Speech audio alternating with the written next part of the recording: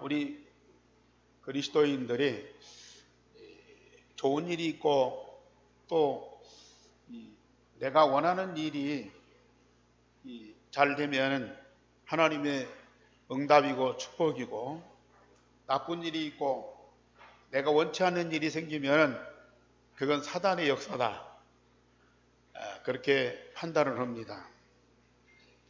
그러나 모든 일에, 좋은 일에도 나쁜 일에도 하나님의 역사도 있고 그리고 사단의 역사도 있습니다.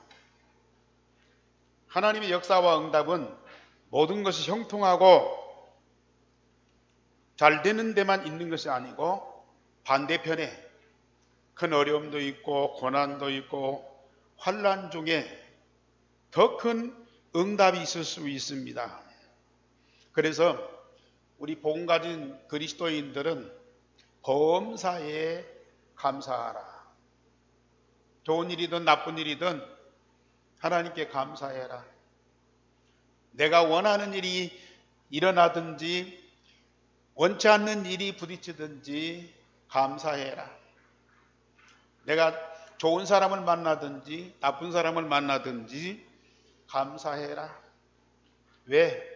좋은 일 중에도 하나님의 응답이 있고 나쁜 일에도 하나님의 역사가 있고, 좋은 사람도 하나님의 계획이 있고 나쁜 사람 중에도 하나님의 계획이 있다. 그래서 하나님께 감사해라. 이 말이 참 이해되고 믿어질 때까지는 시간이 많이 걸리죠. 그런데 여러분들이 진짜 복음 누리고 하나님 말씀에 응답을 받다 보면은 이게 사실이거든요. 이게 현실로 다가오거든요. 범사에 감사함이 있지 아니하면 이런 편견, 또 나름대로의 어떤 자기 기준을 가지고 판단하기 때문에 오판이 많이 와요. 고생 안 할 것을 고생을 하고, 중요한 응답을 못 받고 놓치는 경우가 많다니까요. 그래서 하나님의 자녀는 모든 일에 하나님께 감사하고 기도로 그 상황 속에서 하나님의 계획과 응답을 찾아내야 돼요. 고난 중에, 큰 위기 중에, 또 환난 중에, 그 중에서도 하나님의 계획과 하나님의 응답을 찾아내야, 이게 바로 그리스도인들이라. 우리가 구루터기, 렘넌트를 자꾸 얘기하잖아요. 렘넌트, 그 구루터기는 언제 발견돼요?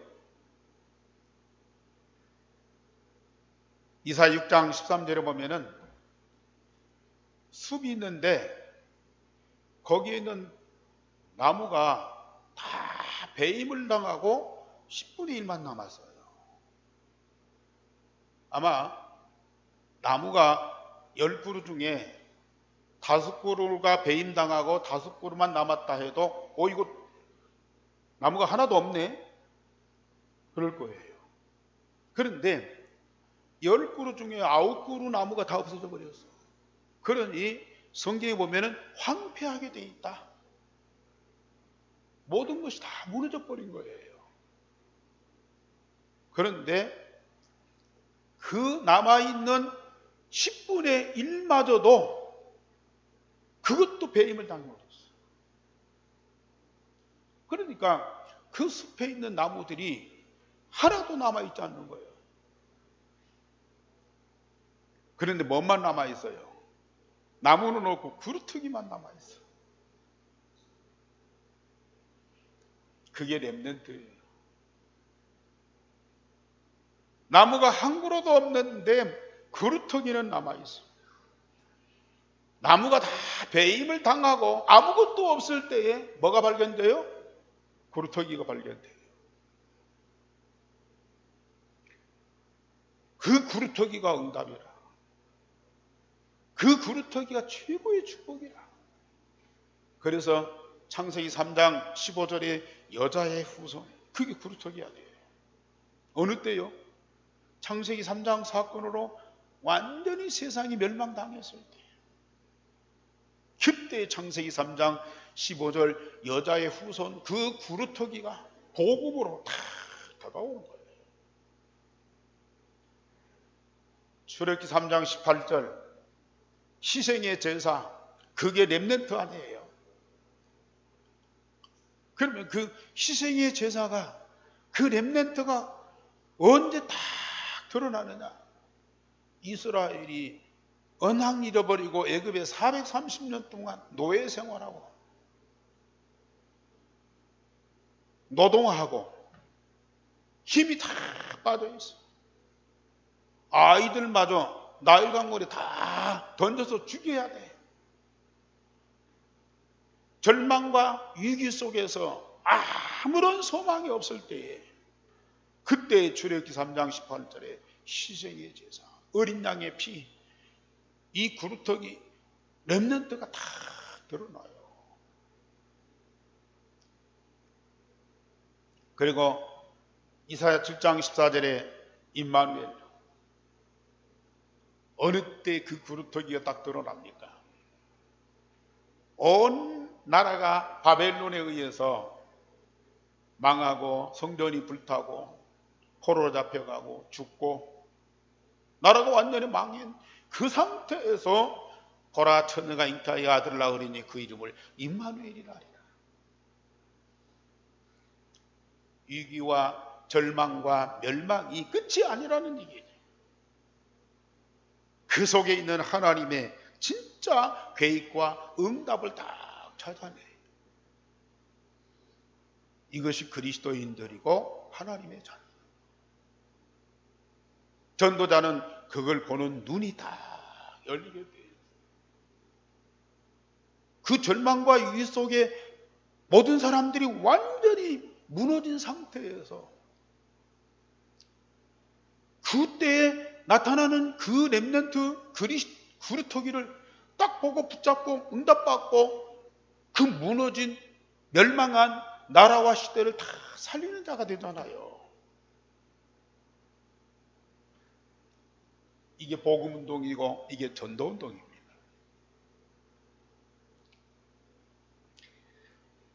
세상 것으로 풍요하고 평안할 때는 사람들이 복음을 찾잖아. 구루터기에 관심이 없어. 모든 것을 잃어버리고 갈급할 때 그때야 오직 복음 속으로 들어가. 어둠으로 가득하. 소망이 전혀 없을 때, 세상 어디에도 답이 없을 때, 그때 하나님이 복음의 빛을 쫙 비춰주셔요. 그 복음의 빛이 비춰지는데도 사람들은 그걸 못 봐. 어둠만 보고 절망하고 있어. 그런데 렘넌트는 그때 비춰지는 복음의 빛을 쫙 보잖아요. 아무것도 없는 데서 하나님이 주시는 이 복음의 빛을 다 건너가요. 그 응답을 노리는 사람들이 얼마나 복 있는 사람들입니까? 하나님은 우리 편, 우리끼리 다 마음이 합해진 사람들이고 뜻이 같고 모든 걸 함께하는 사람입니다. 그리고 얼마나 좋아요. 근데 우리를 괴롭히고 욕하고 또 대적하는 반대편 다 싫잖아요. 꼴도 보기 싫어. 그 사람들 얘기하면 막 싸워. 그러나 우리 하나님은 반대편이다. 우리 욕하는 사람 중에도, 우리를 괴롭히는 사람들 중에도 하나님의 사람이다. 그 중에도 하나님에게 있다. 그래서 하나님은 전도자 아나니아에게 나타나서 말씀하십니다. 오늘 제목 다 같이 보십시다. 다소 사람 사울을 찾아라. 다섯 사람 사울이라 하는 사람을 찾아라. 엄청난 하나님의 음성이에요. 자, 첫째로 하나님은 핍박자 사울을 전도자로 부르셨습니다. 이 사울은 예루살렘 교회를 핍박하고 전도자 스데반을 돌로 쳐 죽이는데 앞장선 책임자였습니다. 사울은 베냐민 지파요, 바리새인이요, 율법사요, 가말리엘 스승에게 공부한 엘리트였어요. 가장 정통적인 유대인으로 볼 때 예수 그리스도와 교회가 가장 이단적인 그런 존재들이에요. 세상의 최악이야. 그래서 이 사람들을 살려두는 것은 이건 하나님의 뜻이 아니야. 오히려 이런 사람들을 대적하고 척결하는 것이 하나님의 뜻이고 우리가 할 일이라. 그래서 사울은 백성들을 선동해서 유대인들에게 열심히 복음 전하는 스데반 집사를 돌로 쳐 죽이고 예루살렘의 집집마다 다니면서 남녀를 불문하고 잡아다가 감옥에 집어넣었어요. 교회와 기독교인들을 완전히 전멸하는 것이 이 사울의 최대의 천명이고 소명이고 사명이었어요. 그것이 하나님의 뜻이고 가장 의로운 일이라고 생각했어요. 자기가 지금 유대인들과 하나님을 위해서 위대한 일을 하고 있다고 생각하고 있었어요. 거기다가 백성들이 스데반이 죽는 거 그걸 그렇게도 좋아해요. 기독교인들 잡아 족치고 감옥에 가두는 것을 그렇게 응원을 해요. 그러니까 이 사울이 더 힘을 얻을 수밖에 없죠. 그래서 오늘 사도행전 9장 1절에도 사울이 주의 제자들에 대하여 여전히 위협과 살기가 등등하여 대제사장이 가서 다메섹 여러 회당에 가져갈 공물을 청했다 그랬어요. 대제사장 공문을 받아서 그리스도인들을 잡아 결박해서 예루살렘으로 데려오기 위해서 다메섹으로 가는 도중이었습니다.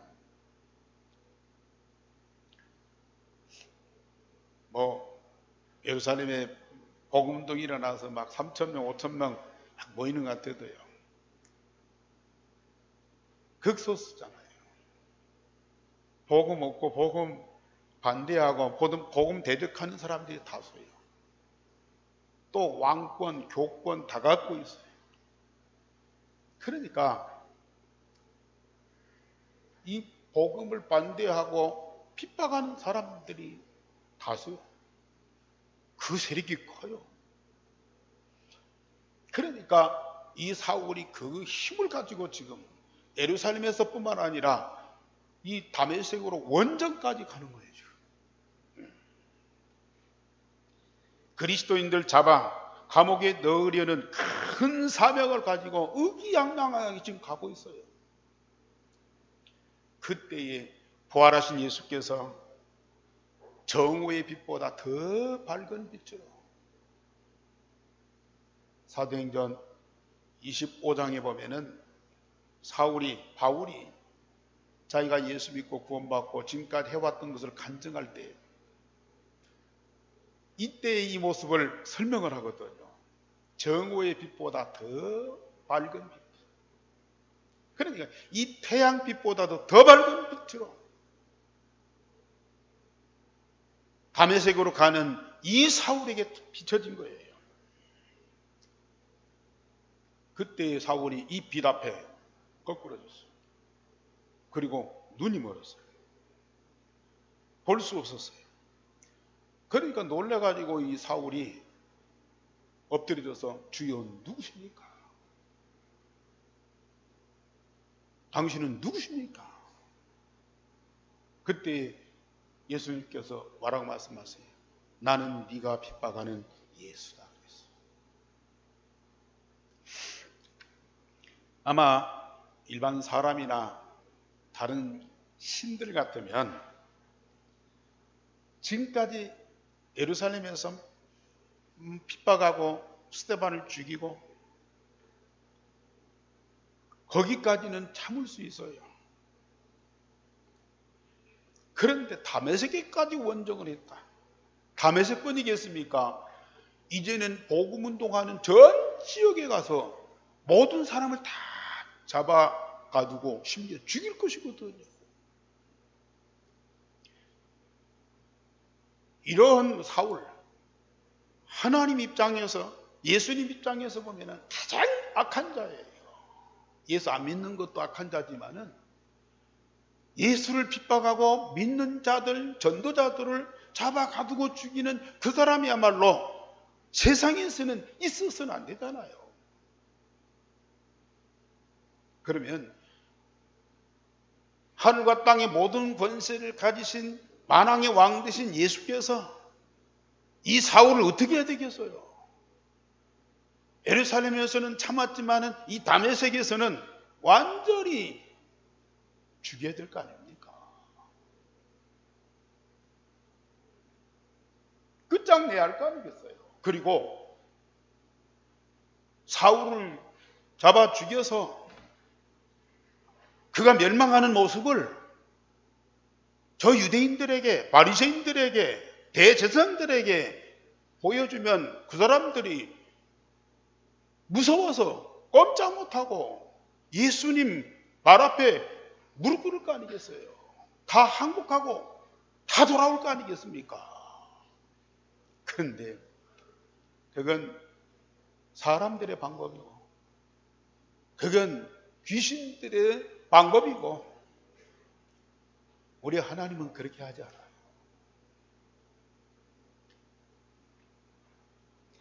여러분들 같으면 어떻게 하겠습니까? 스데반 집사가 돌에 맞아 죽으면서 하나님 우편에 서 계신 주님을 보면서 얼마나 기뻐하고 감사하고 찬양을 했습니다. 그러면서 내 영혼을 받으소서. 저들을 저들에게 돌리지 마옵소서. 용서하옵소서. 사실 그 기도가 살아있어요. 그냥 스데반이 그때 믿음이 강해가지고 원망하고 저주하고 막 통곡하며 그렇게 죽은 것이 아니고 참 은혜롭게 평화롭게 죽었다. 저들을 위해서 기도하면서 죽었다. 스데반의 그 모습으로 끝난 것이 아니고 그 기도가 살아있다니까요. 그러면 스데반 집사만 그 기도로 하고 죽었겠습니까? 성경에는 안 나타나 있지만은 그 사도행전의 그 맥을 딱 보면요. 한 사람도 이 사울을 욕하고 미워한 사람이 없어요.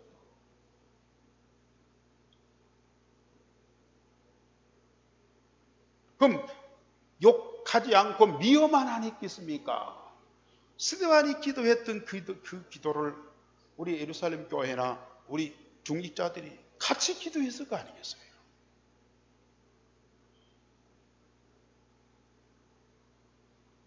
이게 교회입니다. 이게 복음의 능력입니다.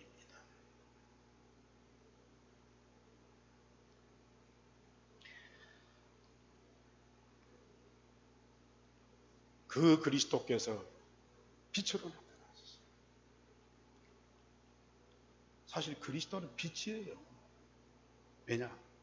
창세기 1장 3절에 보면은 세상 창조해놓고 혼돈과 공허와 흑암 가운데 있는 이 땅에 첫째 날 빛이 있으라 그랬거든요. 우리 하나님이 빛이 있으라 그랬어요. 그러면 이 세상에 없던 빛이 만들어진 것이 아니고 하늘에 계신 그 빛이 세상에 비춰진 거예요. 그건 태양이 아니요, 달빛이 아니요, 별빛이 아니요. 하늘에 있는 영광의 빛이 이 세상에 비춰진 거예요. 그 빛이 누굽니까? 바로 요한복음 1장 7절에 보면은 참 빛이 세상에 왔다. 참 빛 대신 예수께서 이 세상에 왔는데 어두움이 그걸 알지 못해. 참 빛으로 오신 예수를 영접하지 않아. 언약의 백성들이 하나님 잘 믿고 성전 중심에서 최고로 믿음 좋은 사람들이 그 참빛 되신 예수님을 거부해. 그런데 영접하는 자, 곧 그 이름을 믿는 자들에게는 하나님의 자녀가 되는 번세를 주신다. 참빛은 바로 그리스도요. 그래서 이사야 60장에 보면은 일어나라 빛을 발하라. 여호와의 빛이 내게 임하였고 여호와의 영광이 내 위에 임하였다. 여호와의 빛이 내게 이르렀고 여호와의 영광이 내 위에 임하였다 그랬거든요. 그 빛과 영광이 누구예요? 여호와의 빛과 여호와의 영광이 누구냐고요? 바로 그리스도거든요.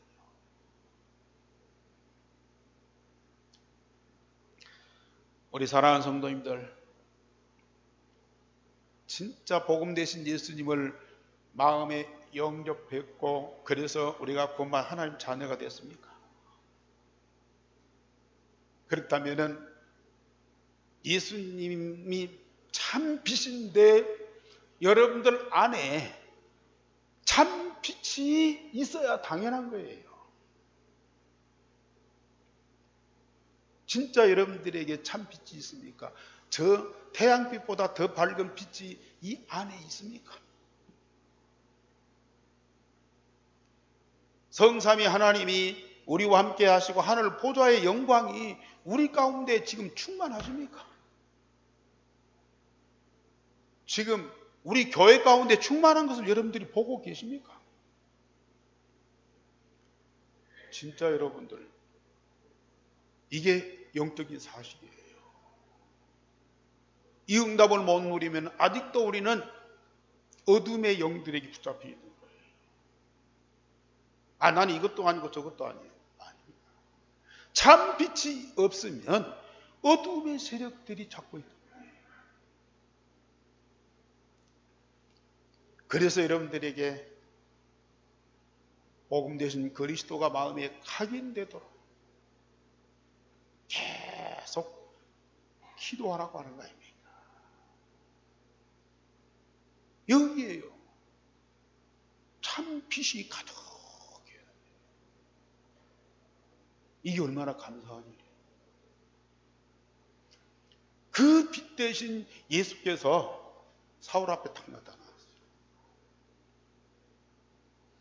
사울이 꺾어질 뿐만 아니라 사울을 잡고 있던 악령과 사단이 꺾어질 수밖에 없는 거야. 이게.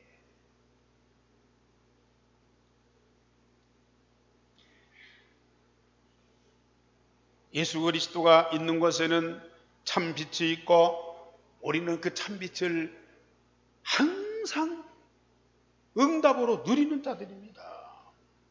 거기에는 흑암이 무너지고 반드시 하나님의 나라와 영광으로 가득하게 되어 있습니다. 이것이 하나님의 역사입니다.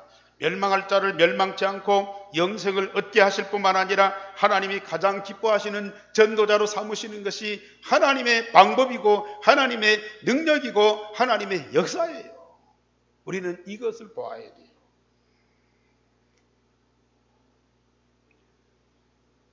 정말 우리 하나님은 우리 편에 있는 사람들을 사랑하고 축복하고 그렇게도 기뻐하십니다. 그런데 우리를 괴롭히고 욕하고 대적하는 사람들 그 반대편도 우리 하나님 사랑하신다니까요.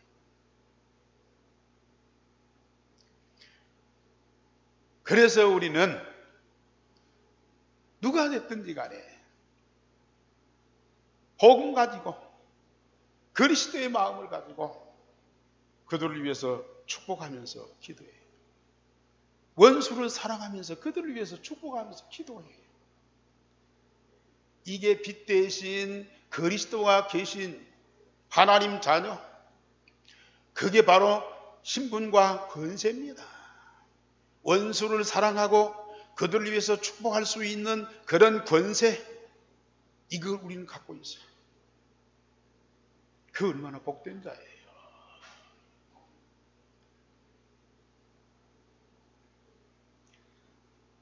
정말 우리는 욕해야 될 사람들을 욕하지 말고 기도로 바꿔라. 원망할 사람을 원망하지 말고 그걸 감사로 바꿔라. 이게 하나님 자녀의 신분과 권세입니다. 우리의 양식으로는 안 돼요. 우리의 의지 갖고는 안 된다니까요. 우리 안에 계신 그리스도, 참 생명이고 참 빛 되신 그 그리스도로만 이루어지는 진정한 응답이라니까요. 이 축복을 누리셔요.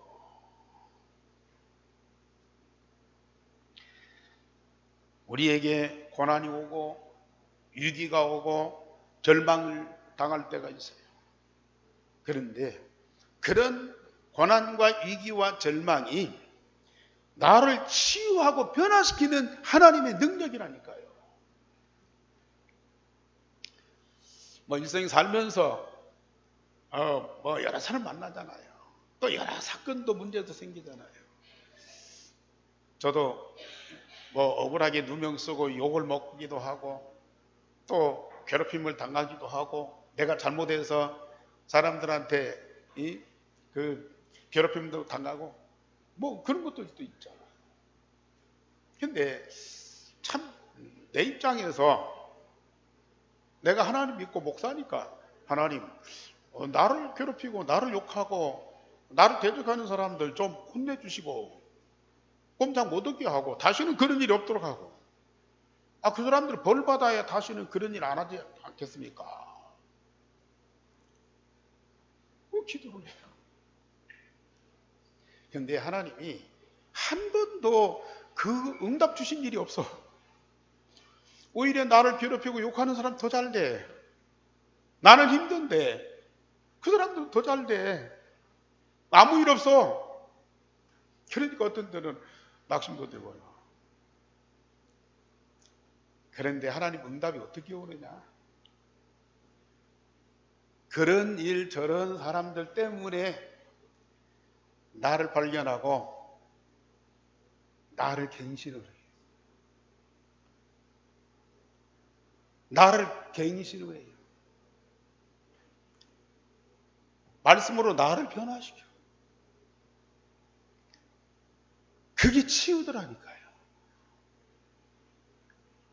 내 안에 있는 문제들을 발견하고 약한 것들 또 여러 가지 있어서는 안 될 그런 것들을 발견하고 그걸 치유하고 나를 변화시키더라니까요. 그러니까 내가 성장을 하게 돼요. 나중에는 욕하고 괴롭혔던 사람들이 이해가 돼. 미움이 사라져. 내가 변화되니까요. 그 욕하던 것이 기도로 바꿔져요. 그런저런 일이 있을 때마다 막 스트레스 안 받고요. 이거 통해서 하나님이 나를 어떻게 또 역사하시지? 그 기대가 되더라니까요. 얼마나 감사하니. 정말 우리는 하나님이 일하시는 그 방향을 잘 보셔야 진짜 하나님 응답을 누리시는 거예요. 사람과 세상의 방법 가지고 우리 인생은 절대로 만족 못하는 정도가 아니고 날마다 삶 자체가 힘들라니까요. 그러나 하나님의 방법으로 하나님이 역사하는 그 응답을 보세요.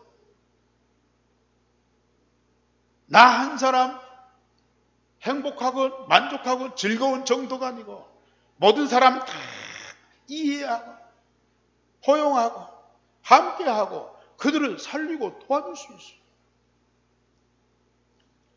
이게 복음이니까. 두 번째, 하나님은 전도자 사울을 중직자 아나니아에게 맡겨서 돌보게 했습니다. 아나니아는 70인 용어로 다메섹에서 복음 운동하는 중직자였어요. 그 현장에 살면서 일하면서 일상적인 생활하면서 복음을 누리고 성삼위 하나님과 함께하고 보좌의 축복을 누리면서 그러면서 복음 운동하는 전도자였습니다. 그런데 주께서 환상 중에 아나니아를 불러 말씀하십니다. 저 집가라는 동네에 유다 집에 있는 사울에게 가라. 그 사울을 찾아라. 그때 이 아나니아가 그 주님의 말씀을 듣고 주저하는 거예요. 왜? 사울을 알고 있거든요. 예루살렘에서 어떤 일이 있었던 걸 알고 있거든요. 아니, 예수를 핍박하고 믿는 자들을 잡아가두는 그런 악한 사람들에게 가라고 하니까 이 아나니아가 주저를 했어요. 이렇게 참 복음 가진 자라도 선입견이 있기 때문에 하나님의 말씀이 즉각 이해가 안 되는 때가 있어요. 그러나 우리 하나님은 계속 말씀을 통해서 이해를 시키잖아요. 감동을 주시잖아요. 그래, 이 아나니아가 하나님 주님의 말씀 듣고 그 집에 가서 되어진 상황을 쭉 말씀을 했어요. 주께서 당신을 주님의 이름을 위하여 이방인과 임금들과 이스라엘 자손에게 전하기 위한 나의 택한 그릇이라. 주님이 아나니아에게 하신 그 말씀 그대로 그에게 전달하면서 그가 성령 충만 받도록 위에서 기도했더니요, 그 눈에서 비늘이 벗겨지고 밝게 보게 되었어요. 그리고 그를 위해서 기도하니까 성령 충만하고, 그러니까 이 사울이 예수님이 그리스도로 믿어지는 거예요. 그래서 그에게 세례를 줬잖아요.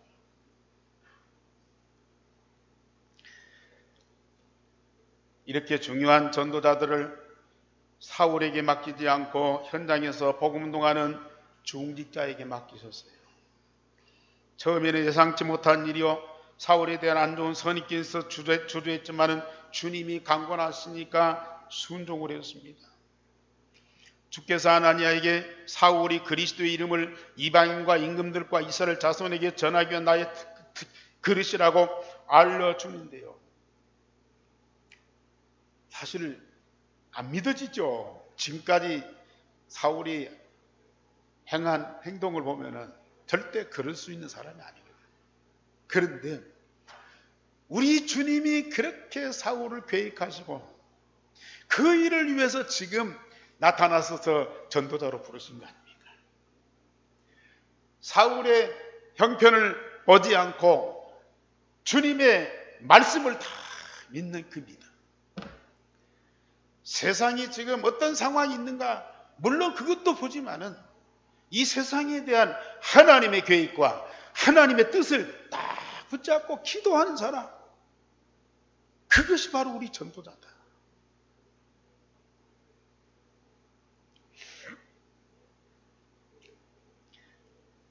역사에 이런 전도자가 없죠. 물론 베드로도 있고 사도들도 있고 믿음과 지혜와 성령이 충만한 중자들도 있지만은 이방인과 임금들과 저 유대인들에게 복음을 전할 전도자는 아직 나타나지 않았어요. 역사의 가장 위대한 전도자예요. 어디서 그 전도자를 찾았어요? 예루살렘 교회에서요? 다메섹에 믿는 사람들 중에서요? 아니에요. 반대편에서. 전혀 불가능한 그 현장에서 우리 예수님은 전도자를 다 찾아냈어요.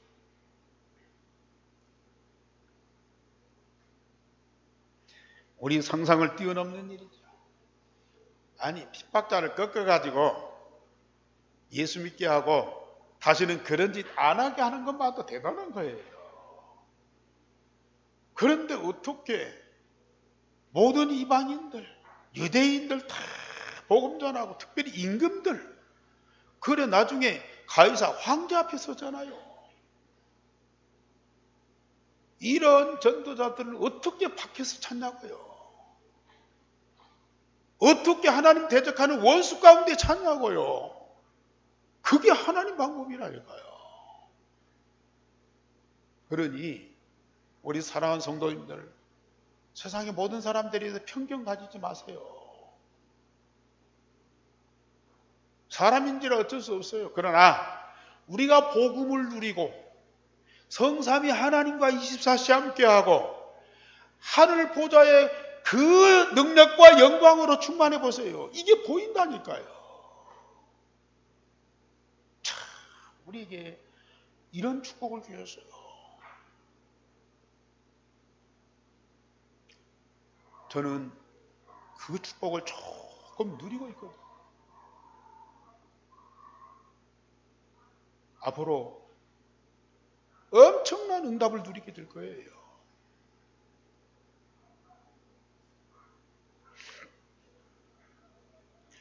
아나니아가 사울에게 가서 안수하고 축복하니까 사울의 눈이 비늘이 벗겨지고 보게 되어 성령으로 충만하니 세리를 주었어요.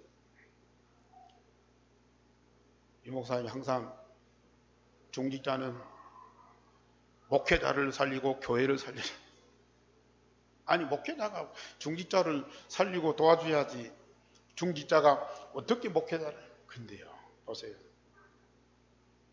지금 이 중직자 아나니아가 장차 목회자의 전도자인 사울을 돕잖아요. 참 얼마나 중요한 일이에요. 우리 중직자들이 렘넌트들을 도와라. 물론 메시지도 주고 뭐 경제적인 후원도 하고 또 뭐 상담도 하고 그럴 수 있지만요, 진짜 렘넌트를 가슴에 품고 기도해 주는 거예요. 아나니아가 한 일이 뭐예요? 하나님이 주신 거 말씀을 그대로 전달하는 거예요. 그리고 그들을 위해서 축복하면서 기도한 거예요. 그 뭐가 어렵습니까? 얼마든지 할 수 있는 일 아닙니까? 우리는 그 일을 해야 돼요. 진짜 하셔야 돼요. 우리가 중직자들이 현장에서 생활하고 산업하면서 복음 누리고 전도할 중심을 가지고 있으면 하나님은 반드시 응답하셔요. 세 번째로 사울이 즉시 다메섹에서 복음을 증거했어요. 사울이 다메섹 회당에 들어가서 예수가 하나님의 아들이심을 전파하였어요. 반대자라도 핍박자라도 정확한 복음만 들어가면 복음을 증거하는 전도자가 된다니까요. 복음 듣는 사람들이 예수 이름을 부르는 자들을 멸하려 하던 사울임을 알고 다 놀라워하는 거예요. 어제까지 예수를 핍박하고 예수 믿는 사람들을 잡아가두던 그런 핍박자 아니냐, 사울이 아니냐. 그런데 오늘은 회당에 앉아서 예수가 그리스도 되심을 증거하고 있으니 놀랄 수밖에 없죠. 반전입니다. 이런 반전은 사울에게만이 아니고 정말 우리에게도 일어나고요, 우리 현장에서도 얼마든지 일어납니다. 우리는 이런 반전을 보아야 돼요. 사울이 더 힘을 얻고 그리스도를 증거하니까 다메섹에 사는 유대인들이 당혹하게 됐다. 그럴 수밖에 없죠. 이 사람들이 복음을 받고 믿어야 되는데 이제는 거꾸로 사울을 잡아 죽이려고 공모를 하는 거예요. 그 사람들의 본질이 그래요. 유대인들, 제사장들 바리새인들 그 본질이 그래요. 복음으로 바꾸지 않으면 복음을 가장 미워하고 대적하고 그 사람들을 잡아 죽이는 일, 그 일이 능사라니까요.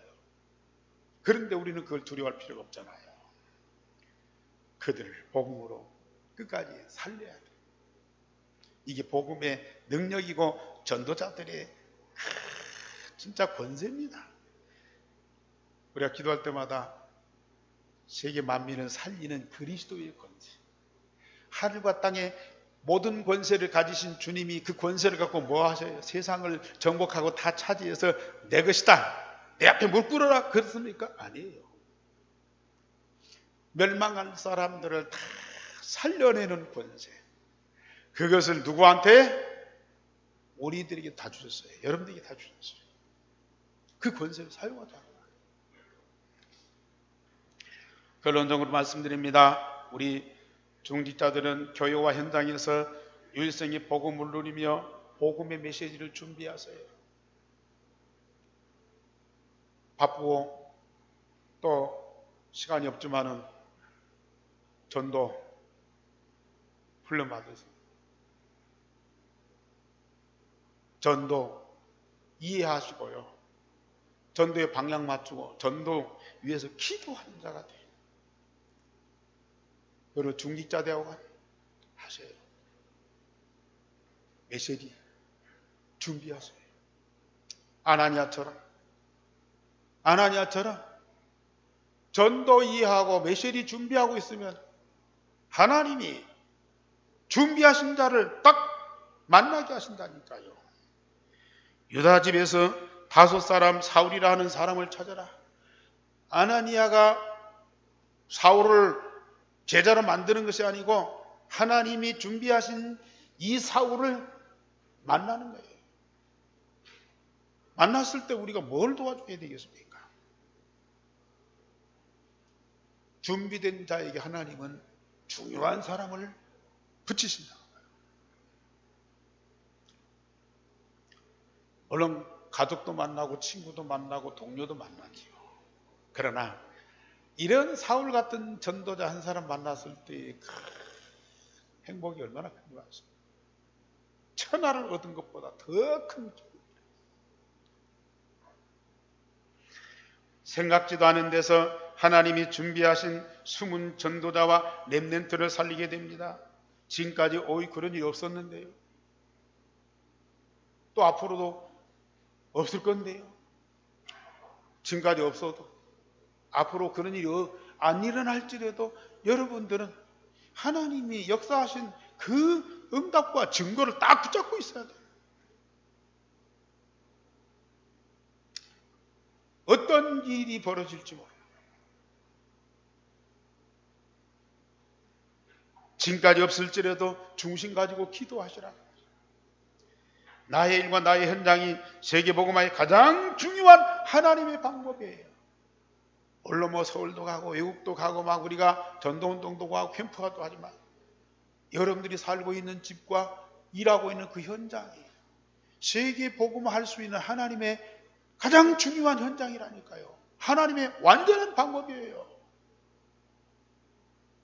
그걸 여러분들이 찾으셔야 돼요. 여기는 안 돼. 나는 지금 직장도 하는 일도 첨단에 맞습니다. 그 현장에서 유일성의 복음을 누리고 성삼위 하나님과 24시 함께하고 하늘보다의 그 축복을 풍성하게 누리시라. 아니 꼭 전도를 위해서가 아니라 내가 살아가기 위해서요. 내 인생 제대로 살아가기 위해서요. 그게 절대적으로 필요해요. 기도하겠습니다. 하나님, 오늘도 예배 받으시고 말씀 주셨습니다. 말씀하신 그대로 되리라고 하나님을 믿습니다. 정말로 우리 예한교회 성도들 중직자들이 말씀하신 그 응답을 누리는 자들이 되어지게 하옵소서. 직가랑으로 가서 사울이라고 하는 사람을 찾아라. 분명히 전주 땅에 사울 같은 전도자가 준비되어 있습니다. 우상에게 절하지 않은 7천 제자가 숨겨져 있습니다. 그걸 찾는 우리 성도들, 우리 중직자들이 되게 하여 주옵소서. 정말 하나님께서 우리를 통해서 하나님의 절대 목표 세계복음화를 이루시기를 원하셨는데 거기에 나의 인생을 드리고 방향을 맞추게 하여 주옵소서. 날마다 24시 유일성의 복음을 누리며 성삼위 하나님의 역사와 긍답을 누리며 보좌의 능력과 영광을 풍성하게 누리는 우리 온 성도들이 되도록 은혜를 베풀어 주옵소서. 주 예수 그리스도의 이름으로 기도하옵나이다. 아멘.